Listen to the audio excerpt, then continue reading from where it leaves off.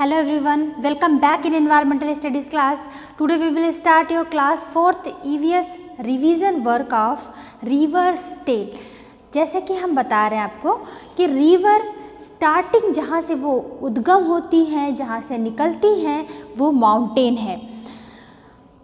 तो माउंटेन से निकलने पर रिवर बहुत स्वच्छ होती है, लेकिन जब वो सिटी एरिया में, विलेज एरिया में जाती है तो वहाँ से उसे बहुत ही गंदे जल का सामना करना पड़ता है। कैसे करना पड़ता है? क्योंकि जो भी जल वहाँ पे बहता है उसके साथ साथ कुछ पोल्यूशन भी उसमें मिक्स हो जाता है।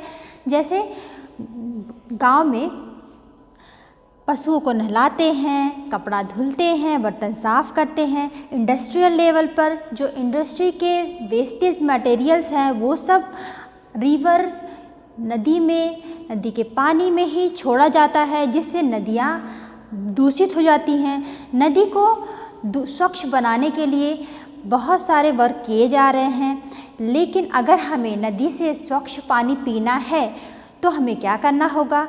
हमें डस्टबिन में डस्ट मटेरियल जो वेस्टेज हैं उसे डस्ट मटेरियल में डालने होंगे, और जो रिवर में इंडस्ट्री लेवल के वेस्टेज जाते हैं उस वेस्टेज का कैनाल सिस्टम हमें दूसरी साइड में करना पड़ेगा, चेंज करना पड़ेगा। और आपने क्या देखा था रिवर्स टेल में? आपने देखा था कि नदी का पानी जब लोग पीते हैं तो अगर वो दूषित होता है तो बहुत सारी बीमारियां हो जाती हैं। कुछ आपको बीमारियों के विषय में, जैसे कुछ आपके बैक्टीरिया से डिजीज़ होते हैं, कुछ आपके बैक्टीरियल डिजीज़ होते हैं, कुछ आपके माइक्रोब्स जो आपके सूक्ष्म जीव होते हैं उनसे आपको बीमारियां हो जाती हैं।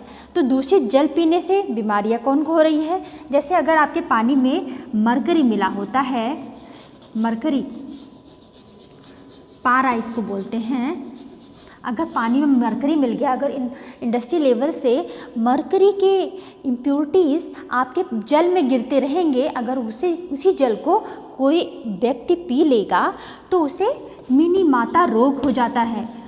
उसे कौन सा रोग होता है? मिनीमाता डिजीज़ होता, ठीक है।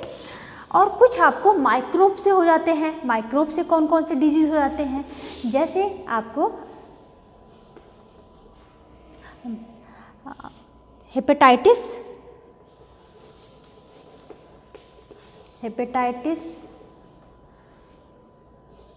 डायरिया,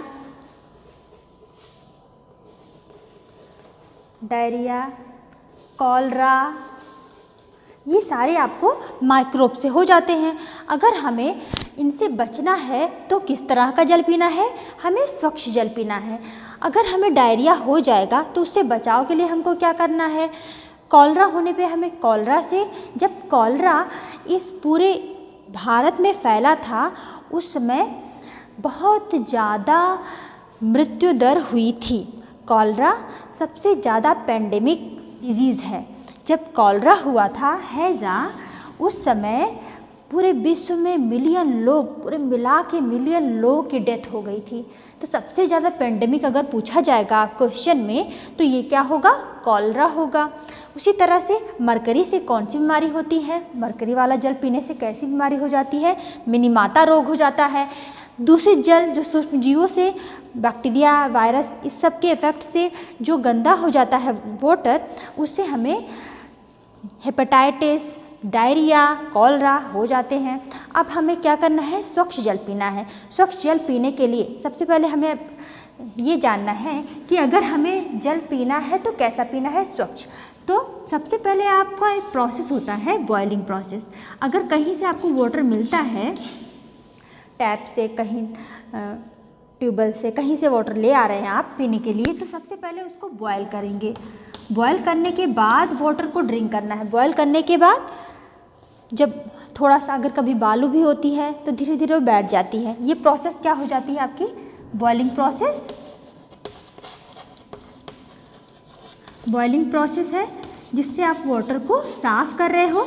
बॉइलिंग प्रोसेस के बाद अगर इसमें हम कुछ केमिकल ऐड करते हैं तो केमिकल क्या ऐड कर सकते हैं इसमें? क्लोरीन। कौन सी?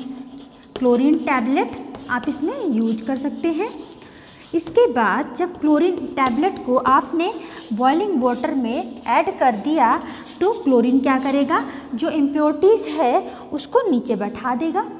यस, अब क्लोरीन टैबलेट के बाद इसको हम क्या करेंगे, इसको फिल्ट्रेट कर लेंगे। तो नेक्स्ट प्रोसेस क्या होता है, फिल्ट्रेशन। फिल्ट्रेशन, अब हमें ड्रिंकिंग वाटर कैसे मिल गया, this is your drinking water. ये आपका हो गया ड्रिंकिंग वाटर। आप क्लोरीन के अलावा और क्या ऐड कर सकते हो उस वाटर में, आप इसमें एलम यूज़ कर सकते हो, पोटास एलम यूज़ कर सकते हो, जिसे फिटकरी बोलते हैं। ये भी आपके वाटर को साफ़ कर देता है। ओके, तो इस तरह से आप कुछ डिजीज़ के विषय में जान रहे हैं। वाटर को साफ़ करके पिएंगे जिससे आपको इन दिए गए बीमारियों से बचाव किया जा सके। और आप जो आप वाटर ड्रिंक करते हो, ये नहीं कि पूरा खौला लिया, गर्म पानी अगर पी रहे हो तो पूरा खौला लिया, ऐसा वाटर नहीं ड्रिंक करना है। You must drink the warm water, means हल्का गुनगुना, ऐसे वाटर को ही आपको ड्रिंक करना चाहिए। तो आपको किस तरह की वाटर को ड्रिंक करना चाहिए, जिसको बोलते हैं लुक वार्म वाटर। आपको कैसा, हल्का गर्म, हल्का गर्म कैसे वाटर को ड्रिंक करना है, लुक वार्म वाटर। इस तरह के वाटर को आप इजीली ड्रिंक कर सकते हो।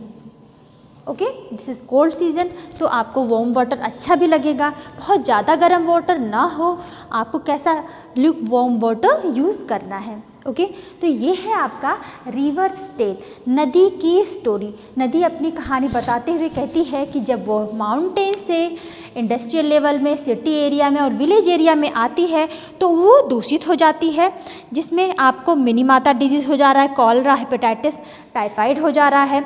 अगर हम बचाव करना चाहते हैं तो हमें इस प्रोसेस से गुजरना पड़ेगा। ठीक है, अब हम आते हैं बासवा फार्म। बासवा फार्म में आप कुछ इंस्ट्रूमेंट को देख रहे हो। अनियन की हार्वेस्टिंग की जा रही है, स्टोरिंग की जा रही है। कुछ ऐसे एरिया हैं जहाँ पर हार्वेस्टिंग फेस्टिवल भी सेलिब्रेट किया जाता है। Let's start. Friends, Baswa farm house कहाँ पे है? B for Baswa, B for Belwanika village, Belwanika village. तो ये बासवा फार्म हाउस कहाँ पे है? बेलवानिका विलेज में है। ये बेलवानिका विलेज कहाँ पे है? बेलवानिका विलेज इन कर्नाटका, कर्नाटका में ये बेलवानिका विलेज है। बासवा अपने फार्म हाउस में अपने फादर की हेल्प करता है। तो उसके फादर किस प्लांट को ग्रो करा रहे हैं? वो कौन सा प्लांट है? अनियन प्लांट है। अनियन प्लांट, अनियन क्या होता है? अनियन क्या है ये? अनियन होता है स्टेम। अनियन क्या है? स्टेम है। और इसे क्या बोलते हैं? ये इसका जो फूला हुआ पार्ट होता है तो क्या बोलते हैं? Modified stem. मॉडिफाइड स्टेम, ये क्या होता है? एक प्रकार का बल्ब होता है। ओके, ये अनियन प्लांट किस समय ग्रो किया जाता है? ये किस तरह का प्लांट होता है? ये क्रॉप है रबी क्रॉप। अनियन प्लांट को किस क्रॉप के अंतर्गत इसको उगाते हैं? ये कौन सा क्रॉप होता है? रबी क्रॉप। जैसे कि मैंने आपको बासवा फार्म की फुल वीडियो में आपको बताया था। तो रबी क्रॉप को जब वो ग्रो करते हैं, अनियन प्लांट को जब ग्रो करते हैं तो कुछ इंस्ट्रूमेंट का यूज़ करते हैं। वो इंस्ट्रूमेंट को क्या क्या बोल सकते हैं? कुदाल, खुंती,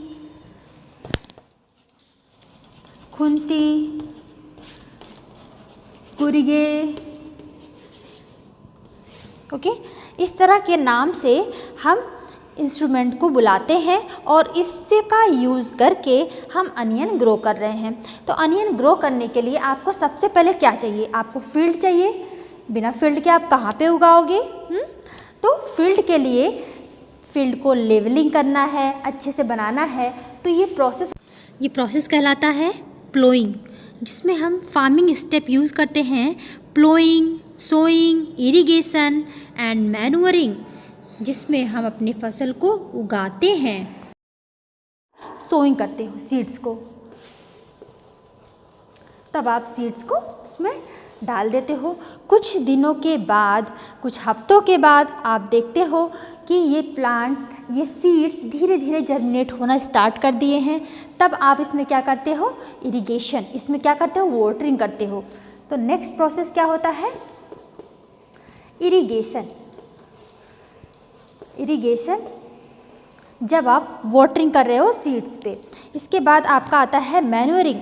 अब क्या करते हो आप, मैन्योरिंग मीन्स जो आप खाद बनाते हो अपने घर पे, जो गोबर की खाद बनाते हो, उस खाद को आप कहाँ डाल रहे हो, खेतों में डाल रहे हो। तो जो मैन्योरिंग को, इस मैन्योरिंग को क्या बोलते हैं, गोबर खाद। गोबर खाद बोलते हैं जो आप खुद बनाते हो। अगर आपके प्लांट ग्रो कर रहे हैं तो प्लांट्स के साथ साथ अनवांटेड प्लांट्स भी ग्रो कर जाते हैं। सीड्स के साथ वीड्स भी ग्रो करते हैं, खरपतवार भी ग्रो करते हैं। इस खरपतवार को उगने से बचाने के लिए, अपने मेन प्लांट को बचाने के लिए आप कुछ पेस्टिसाइड्स यूज़ करते हो। क्या यूज़ करते हैं आप, पेस्टिसाइड्स। ये पेस्टिसाइड्स कौन कौन से हैं, अगर आपको गोबर खाद नहीं मिलती है तो कभी कभी आप यूरिया भी डालते हो मार्केट से, ओके। अब पेस्टिसाइड्स में कौन कौन से आते हैं, एक होते हैं 2,4-D, ये क्या है, पेस्टिसाइड्स है। फिर होते हैं 4,5-T, ये पेस्टिसाइड्स आपको वीड्स के उगने में बचाने के लिए, वीड्स ना ग्रो करे आपके प्लांट्स के साथ में, तो हम इस तरह के खरपतवार का प्रयोग कर ले रहे हैं। अब हम जब ये ग्रो कर लेगा, धीरे धीरे ग्रो करता जाएगा, वीड्स हट जाएंगी यहाँ से, तो हम इसकी क्या करते हैं, हार्वेस्टिंग करते हैं। इसको क्या कर रहे हैं हम, हार्वेस्टिंग। हार्वेस्टिंग करने के बाद अपने खेतों से इस प्लांट को निकालने के बाद, स्टोर करने के बाद, आप कुछ अगर और अदर पौधे होते हैं, जैसे आपके धान हो गए, गेहूँ हो गया, अगर उसको निकालते हैं आप तो विनोइंग करते हो, जिससे उसकी जो भूसी वगैरह है वो हट जाए। इस तरह की प्रोसेस करते हैं। इसके बाद आप क्या करते हो, उसको सैक प्रोसेसिंग। सैक प्रोसेसिंग में क्या होता है कि इसी सीड्स को, अनियन को आप अच्छे से बोरे में भर के मार्केट में सप्लाई कर देते हो। इस तरह के प्रोसेस का यूज़ बासवा अपने फादर के साथ में बासवा फार्म हाउस में कर रहा है।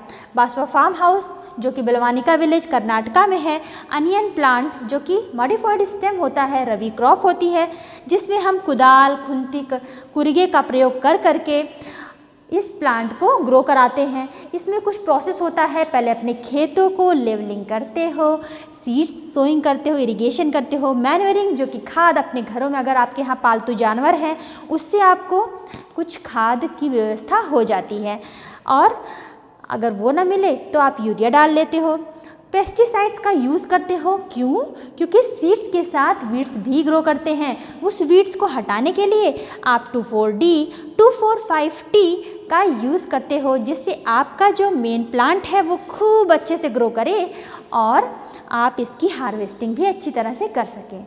ओके, तो अब आते हैं हम too much water, too little water, कहाँ पे पानी ज़्यादा है, कहाँ कम पानी है, हमें पानी को बचाने के लिए क्या करना चाहिए।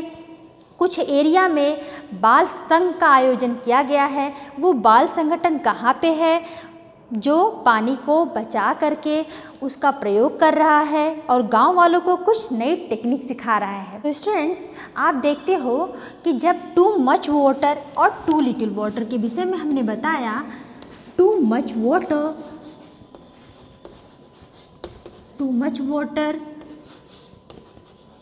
टू लिटिल वाटर, तो आपने देखा कुछ ऐसे प्लेस हैं जहाँ पर आपके बुक में बताया गया है पानी की समस्या है। वो कौन कौन सा प्लेस है, कहाँ पे है वो प्लेस? तो जैसे नालामदा कहाँ पे है? आंध्र प्रदेश में है। नालामदा आंध्र प्रदेश में है। उसी तरह आपका बाजार गांव, बाजार गांव ये कहाँ पर है? महाराष्ट्र में। आपके एग्ज़ाम में इस तरह के नाम पूछे जाएंगे कि इस किस प्लेस पर है। तो बाजार गांव कहाँ पे है? महाराष्ट्र में। वैसे ही आपका एक प्लेस है कैफ़े पराडे,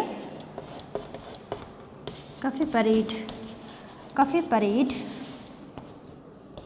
ये कहाँ पे है? मुंबई में। और होलगुंडी ये कहाँ पे है? कर्नाटका में। यहाँ पर पानी की बहुत समस्या है।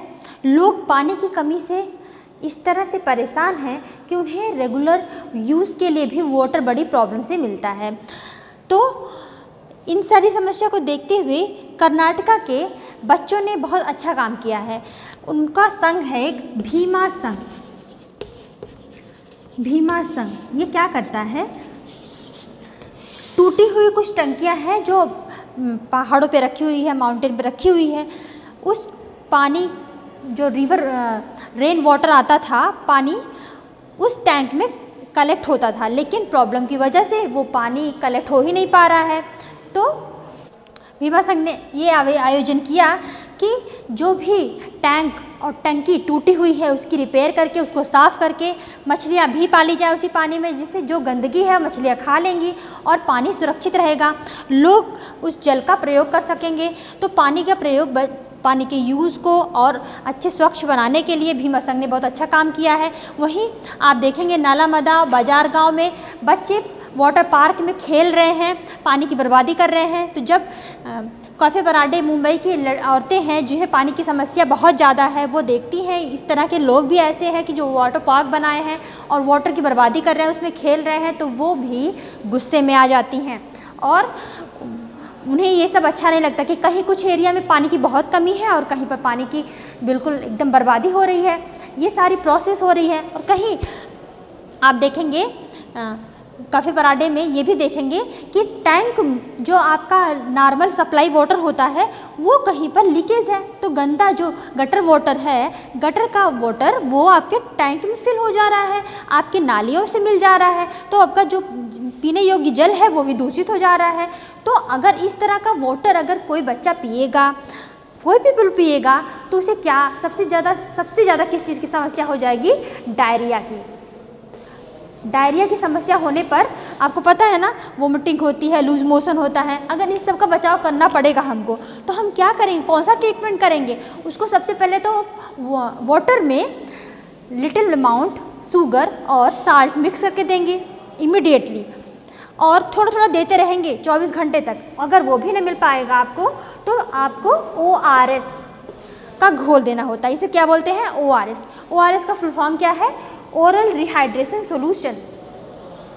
ओरल रिहाइड्रेशन सॉल्यूशन, ठीक है। तो इस तरह की आपको कुछ क्वालिटी देखने को मिल रही है too much water too little water में। Okay, thank you, have a great day.